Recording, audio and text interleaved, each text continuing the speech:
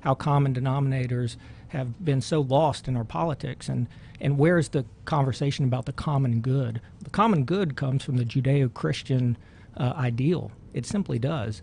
And the more that we get away from that, the less there is common good. So Mike will be praying about government. My friend Dr. Philip Roseman will be talking about and praying for the education system. And by the way, I think Superintendent Lamar Gorey is doing a phenomenal job in Caddo Parish. And I also give best wishes to the new superintendent over in Bossier. Yeah. We're lifting up the military. Our military is so important to not only this community, but our nation.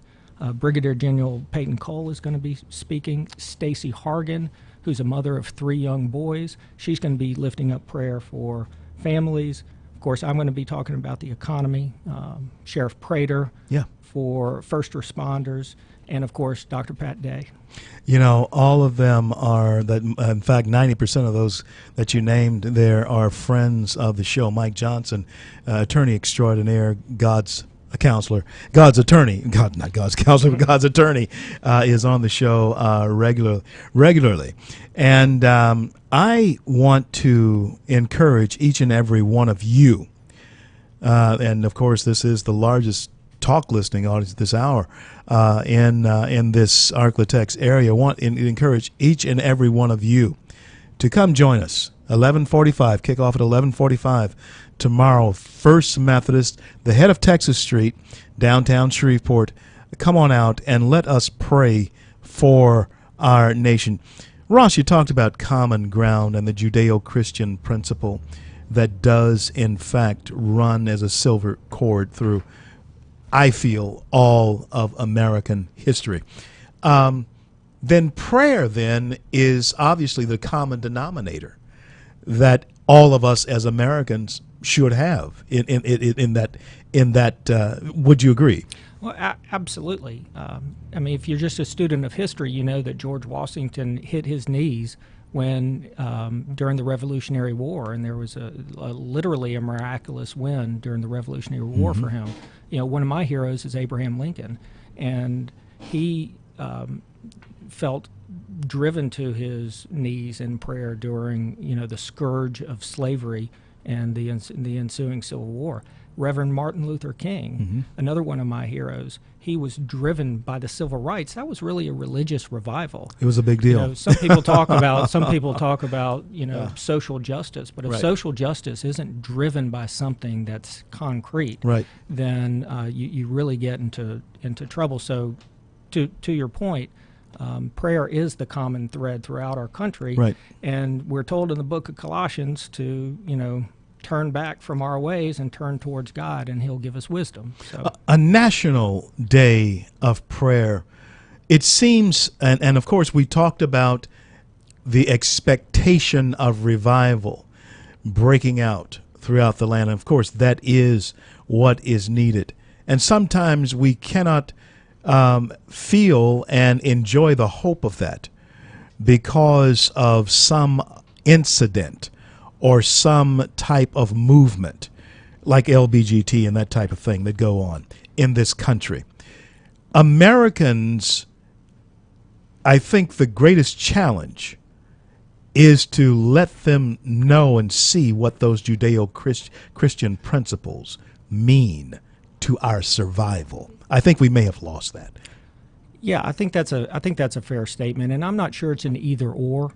But when someone's pushing an agenda that gives you a very clear either or, it's either religious liberty or another agenda, that's where we get on really thin ice. Yeah, absolutely.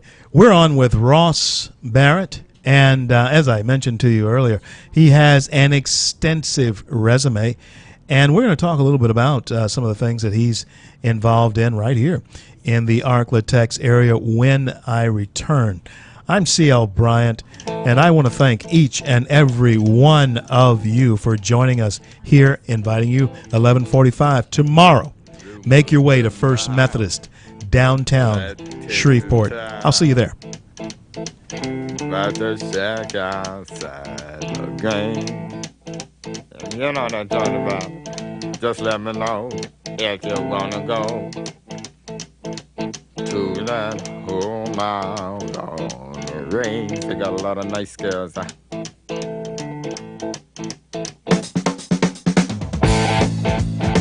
I'm racing.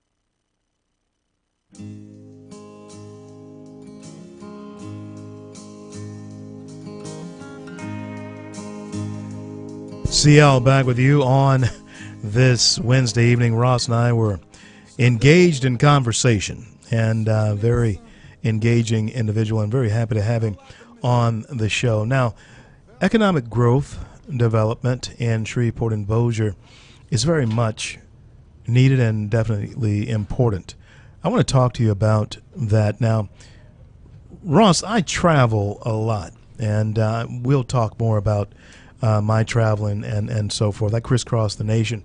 Was on average last year at least once a month. Slowed down a little bit up to this point, but it's about to pick up again.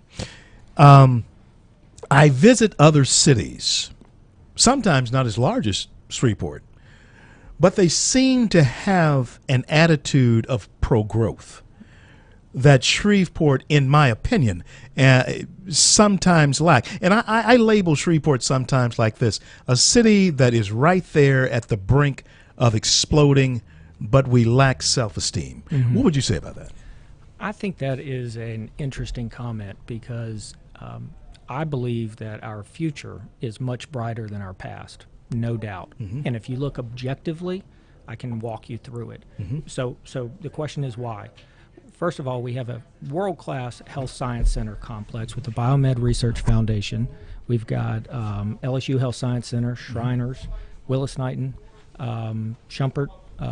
We've got just top-notch, world-class research coming through the medical community.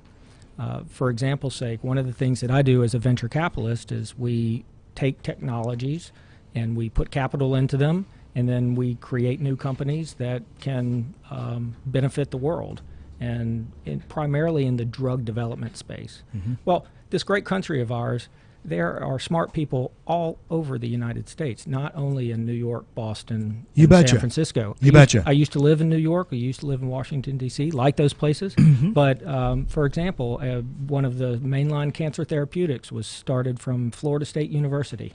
And it came through about 25 years ago.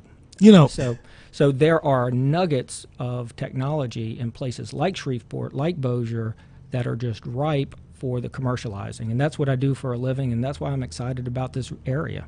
You expect then for us to actually grow from the possibilities in the field of study that you have just described to us, medical and technology, is just ripe for growth at this point. Absolutely. If you look at, first of all, there has to be a real commitment to it. But look at the nation of Israel, 5-6 million populace, and just all of the innovation that has come from the nation of Israel. You look at the university system just in Louisiana alone, there's several $100 million a year in research.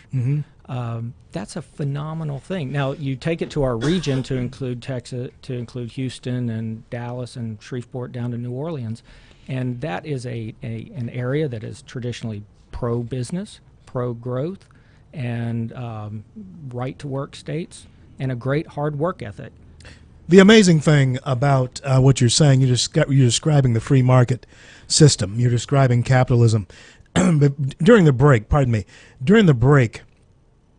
we were talking about young people who perhaps are enthralled with the idea of a Bernie Sanders.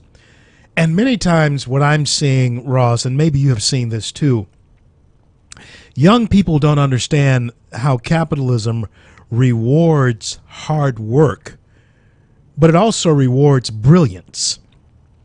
If you are brilliant, those who do work hard to create the type of jobs and environment that you are talking about, they need brilliant people who don't have money to come and work for them. I know that, my background was finance when I was coming along. Of course, I was a minister for 30 years, and I've pastored 3 churches across the country. And the only way that a kid like me from Shreveport, Louisiana, could have gotten to this point in life that I have gotten to is for people to reward my mind, because I didn't have any money, but I worked hard. Right. And hopefully I thought good thoughts. So it rewards brilliance. Yeah. And the bottom line is that creative destruction and capitalism works, and socialism and communism simply don't. If you look at North Korea, you look at Cuba, and you look at China, before they did the free market transformation, they were broken systems. The USSR, which I visited actually with First Methodist Church on a mission trip back in the days of communism, was broken. You don't go there for a cancer therapy or a surgery. You come to the United States. We're the best country in the world, and Louisiana and Shreveport and our region with Texas is one of the best regions in the world. But the bottom line is that the free market system works. It brings and has brought more people out of poverty since the free market revisions to communist China that started about 20 years ago. 300 million people have come from abject poverty into the middle class. In fact, that's impressive. 300. There's just in over China. In China alone, and there's 315 million people or so in the United States. When our young folks look at someone like Bernie Sanders and the promises of socialism, it has failed on the dustbin of history, and they need to really do their homework and study history, because it won't work. It never has worked. That's why voices like yours, venture capitalists like yourself, people who are involved in things like Cyber Innovation Center, and then you have the foundation of prayer and a prayer life, a relationship with our Creator, as the founders had as well. That's important. Absolutely. I mean, we talked about that earlier, is that prayer and study of Scripture is the common thread throughout our country's history. But here for our region, relative to economic development, is we have the Health Science Center complex. The Biomed Research Foundation is doing phenomenal work with commercializing new technologies. And quite frankly, that needs to be publicized more. For example, we're working on a company that helps drug disorders and addictive disorders, and we have big news coming with that company. Fantastic. It started here in Shreveport. And also, I'll brag on the Cyber Innovation Center, what G.B. Kaz and Craig Spahn and all the military have done.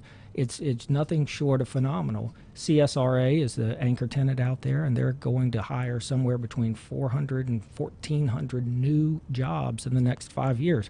That's awesome. That's a story that needs to be told. Right here in this area. Right here in this area. And that's an amazing thing. And a lot of them are going to be just homegrown folks from Louisiana Tech or Centenary or LSUS.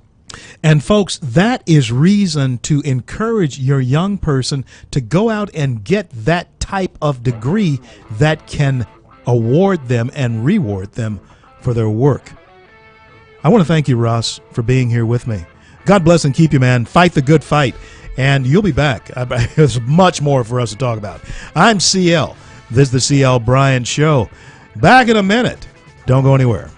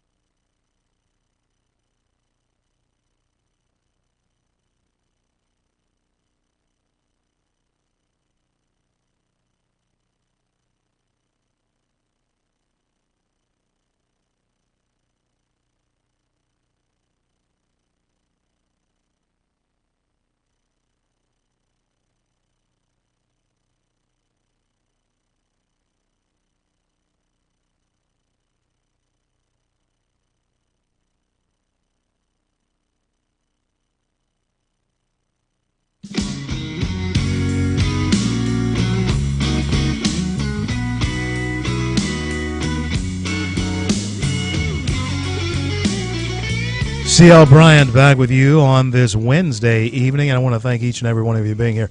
On the line with me had been Ross Barrett, and Ross, of course, was sharing with us all of the ideas behind the capitalist system and sharing with us in concert with the capitalist system the jobs that are, in fact, available or will be coming available here in the Arklatex area. And I am very, very, let me say, enthused about the job opportunities that are coming. But I am concerned as to whether or not we have here in this area the manpower, the readiness to actually fill those jobs. Will they be filled by people come? Of course, we're going to have people coming from out of state, no doubt about it, to help us in these job opportunities. But I think when a place opens here in town, especially when you're talking high tech, we should be ready to go in there. We should be ready to do it ourselves. I like the idea when others come into the area to bring their families, to raise them in this area, because it does infuse, it does give our culture, it always gives the culture a shot in the arm. There's no question about that. But, of course, again, the major concern is always putting Arklatexans to work. Why should someone have to come in from Kentucky or New York, Iowa, California, you name it, around the country, to fill jobs that should be filled by inhabitants of the area where the job is being placed? Shouldn't that be a concern for you? But I tell you what happens. And this is why, and I'm glad that he gave Superintendent Goree a shout out there, and I'll give him one too. Our school system has to get better. And we are going to have to, we must turn out more job-ready people out of college. The day where college students come out of college not knowing how to create a resume, that has to be over. We cannot tolerate that any longer. And the day where Shreveport has dropout rates, and thank God that Dr. Goree is working on that, is really put a dent in that. It has a higher per capita dropout rate than Chicago.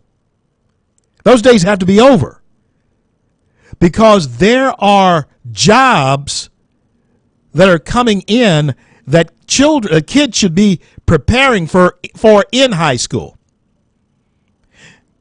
I'll say it again. There should be jobs that young people in high school, there are jobs that young people in high school should be preparing for while they're there. High-tech jobs, high-paying jobs. Jobs that do make a difference in the lives of the people who have them. And then there should be a love for the capitalist system. There should be a love for the capitalist system. Because not only does capitalism reward the person who works hard, it also rewards brilliance. And folks, let me tell you something. There are a lot of young people who are absolutely brilliant, but they're poor. And it is the capitalist system that indeed reward that brilliance. But if we destroy the job makers who make the money and who create the jobs, then we also cut off avenues to those who are brilliant but have no place to display that brilliance. That is what's at stake when we're talking about a Bernie Sanders and when we're talking about a 14-year-old kid who can't vote but yet understand that Bernie has all the goodies or wants to give them away. It's not realistic, but that's what that kid is thinking. Sounds good. Socialism on paper is a great thing, but socialism in historical practice across the spans of history has never worked out.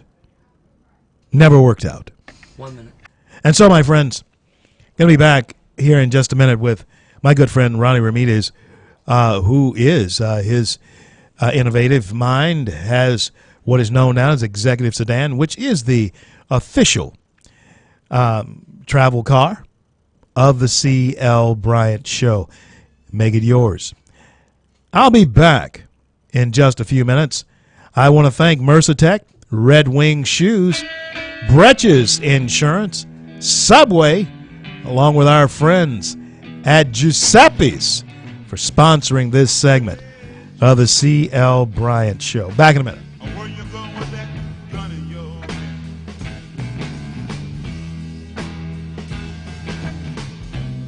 Hey, Joe. I said, where you going with that gun in your hand?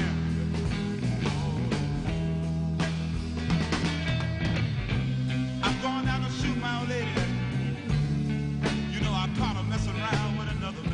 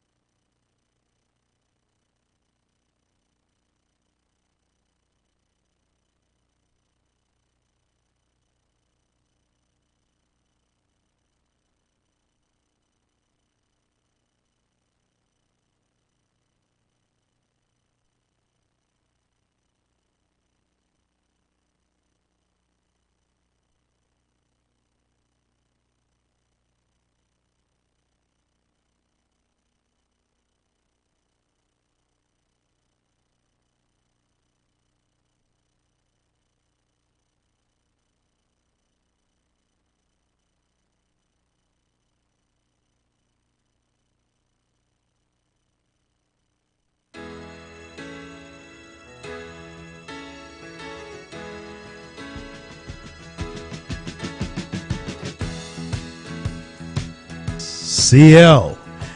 Back with you on this Wednesday evening. It's a great day in the USA, and I'm really glad to be here sharing it with you. And I'm glad that y'all came along for the ride. Now, online with me now, we're not online, right here live, right next to me in studio, my good friend, and also the proprietor of the official car for the CL Bryant Show. That is Executive Sedan. And that's my good friend, Ronnie Ramirez. Ronnie. Hello. Welcome back to the show. Thank you for having me, CL. Glad you're here, man. Now, first of all, tell us about Executive Sedan. Well, Executive Sedan is when you need professional service with attention to detail. This is what we do. Absolutely. Now, we don't step on the cab service or the bus service or any other transportation. We have our market and we have our clientele that needs someone to be at an exact place, an exact time, show up 15 minutes early, a uniformed chauffeur with a car that was just freshly washed and to get you to the airport. And it's in style. Folks, you're traveling in style. Listen, several times I've had to go over to the Glenn Beck Studios in Dallas and had to get there in a way where a flight would get me there too late or it would take me anyway. Executive Sedan. That's right. Was the vehicle. Yes. That drove me over there. Glenn sent the vehicle for me. It's an Executive Sedan.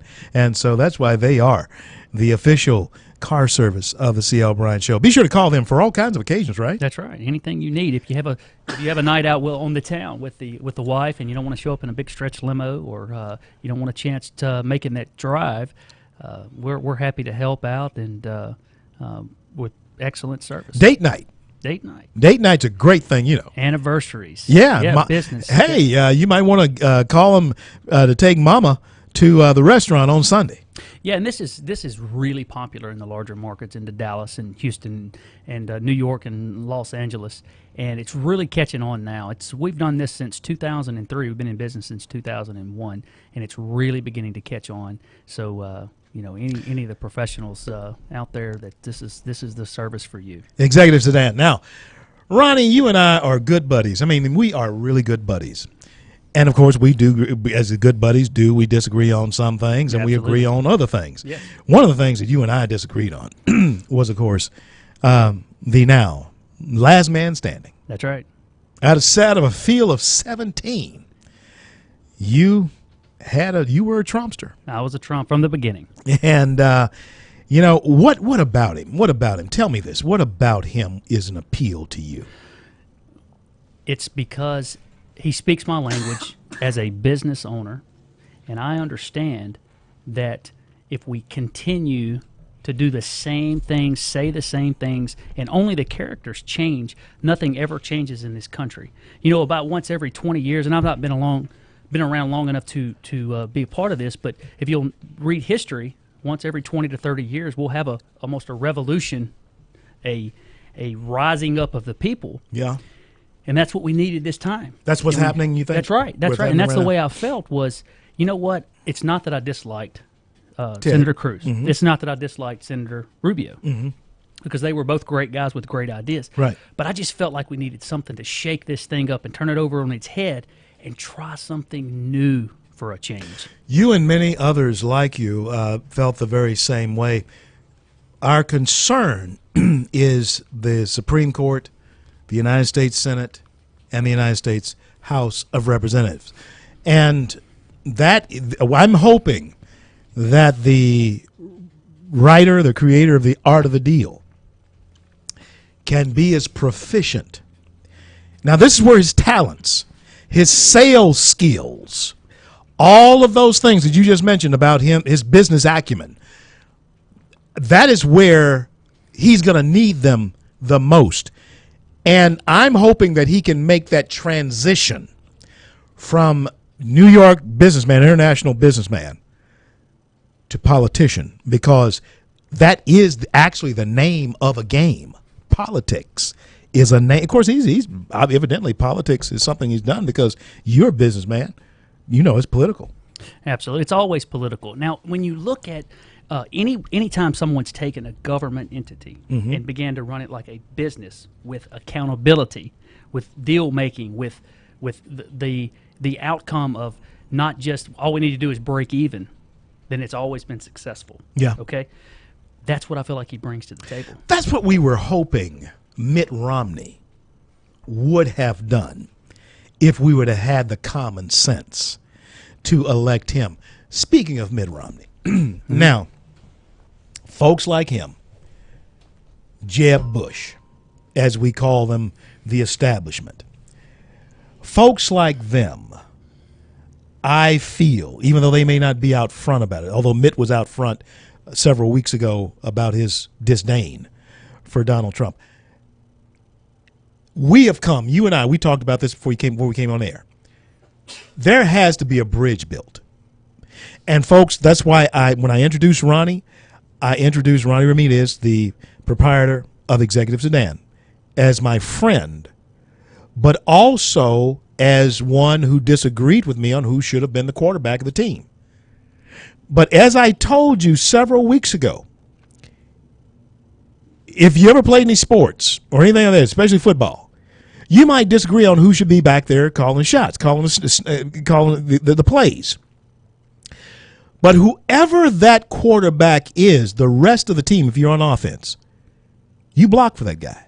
That's right. To advance the ball. That's right. That's what we have to do now in America. And I think that's where a lot of people have taken a dangerous position, is to say, I'll never vote for Donald Trump. Well, when you take a candidate like Hillary Clinton, one that says we need to continue the good works that President Obama has done over the past 8 years. If you want to continue that, go ahead. Exactly. Stay home. Exactly. Or go vote for Hillary Clinton. I can't imagine when you sit down and are really honest with yourself and you feel like that she is going to represent your best interest. No way. That's insane. No way. That is absolutely insane. And certainly not Bernie Sanders. And we're going to continue with Ronnie Ramirez when we return. I want to thank all of our sponsors for sponsoring this segment of the C.L. Bryant Show. DavTac Custom Arms and Ammo. Get Mama a gun. That'd be a great Mother's Day gift. Get Mama a gun. Go see my friend Lee DeVille over at DavTac Custom Arms and Ammo. I'll be right back.